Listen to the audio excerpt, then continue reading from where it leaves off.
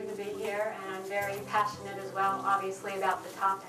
I'd like to begin by just telling you a little bit about myself. Coming into nursing at the age of 38 allowed me to see a lot of things, and my background in sociology, a lot of things that other nurses just thought were normal. So I graduate, and I'm in North Carolina at a small community hospital. And I go onto the floor, and I'm shocked by how intimidated all the nurses are, and by how all the physicians treat the nurses, and all the backstabbing between the nurses.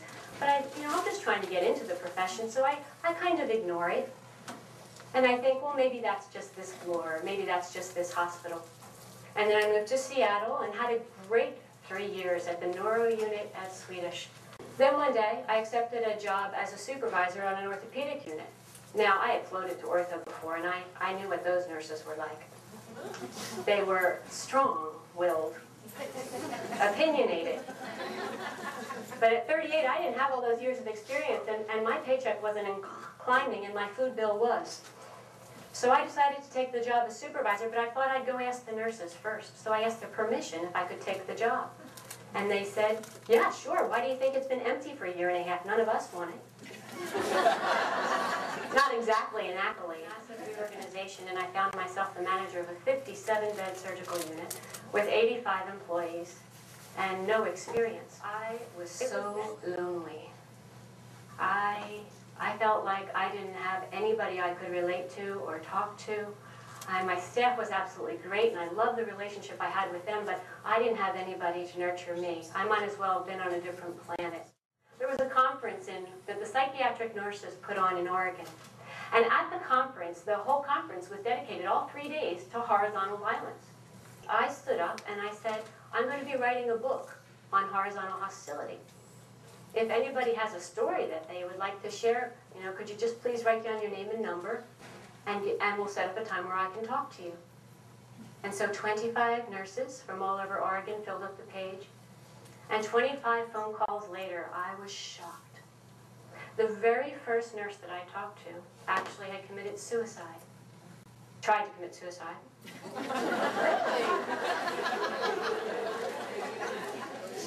She had overdosed on pills. Now, that's not the only thing that was going on in her life, but is nursing ever the only thing going on in our lives? Every single story had two things.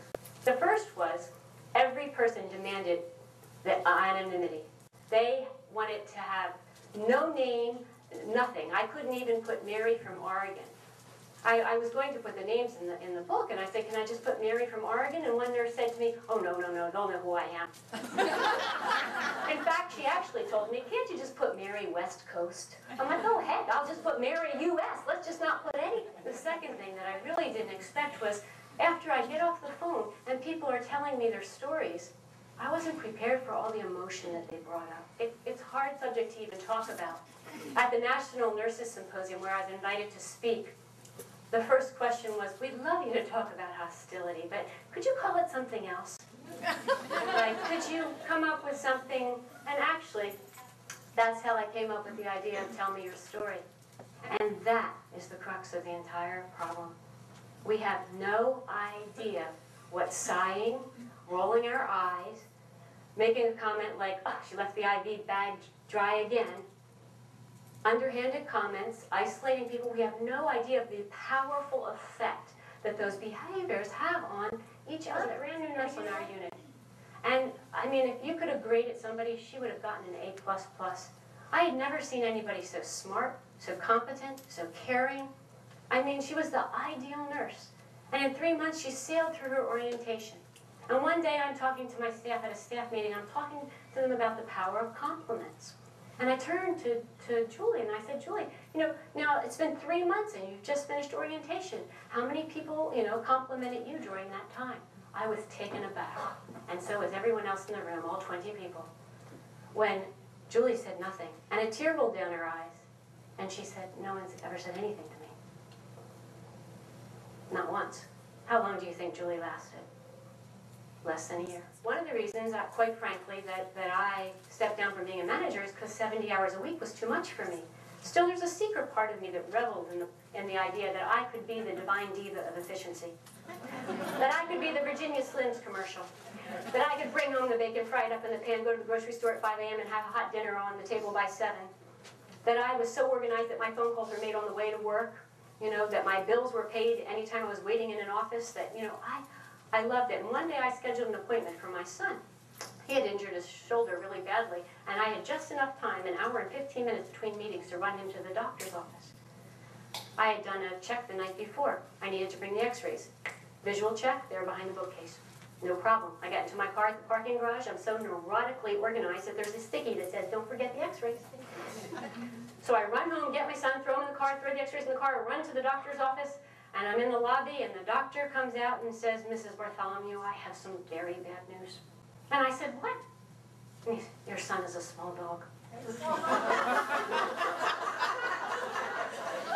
In my haste and efficiency, I had grabbed the dog's x-rays. You know, what's the number one, repeatedly, what's the number one job satisfier? Your work environment. What forms the work environment more than anything else in the world? The relationships that you have with people. If those relationships aren't good, you know, how should you feel when you come to work? You want to walk in and feel valued and appreciated, because we're not all even just nurses, even regardless of our specialties. Even within a floor, our science is so complicated that we have specialists. I have a nurse on the floor who can get a Foley in anybody. I know her name and I know when to call her. You know, I have a nurse on the floor who I call all the time when I have nutty patients who are bipolar, because I think she is too, but at least she can do it. This is a fascinating story. When the nursing assistants were told, I got them all together and said, well, what problems are you having? Oh, all the nurses are pulling us in every direction. I'm in the middle of giving a bath and they tell me to do something else. Well, what can you say? Duh, they said, nothing. You can't say anything, because then they'll just think that you're not doing your job and that you don't want to help and you're resistant. Okay, let's learn some things you can say. Why don't you say, I'm in the middle of the bath. Can I be there in 5 minutes? Can you ask somebody else to do that? The very first time one of our nursing assistants on the unit used that script, a nurse burst into my office without knocking and asked me what kind of crud I was teaching those nursing assistants. What kind of stuff are you feeding them that they can actually say no to me? I said to one nursing assistant who was having trouble working with a nurse, why don't you say this at the end of the shift? Why don't you say, you know, it's really important to me that I feel good at the end of the day, and I rarely do when I work with you.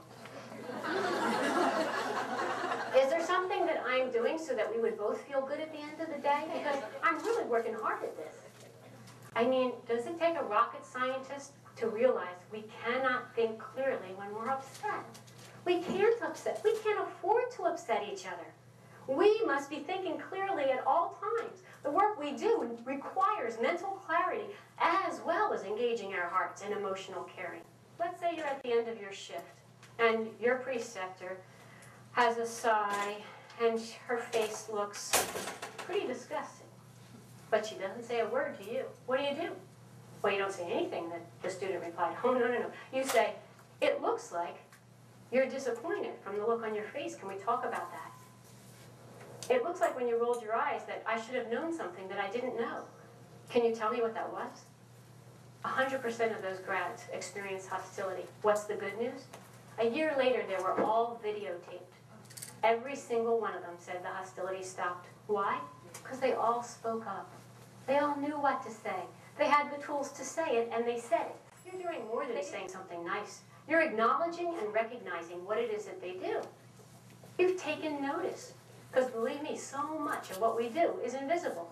I noticed the way you handled that patient. I noticed the way you calmed that guy down who was so anxious. Great job.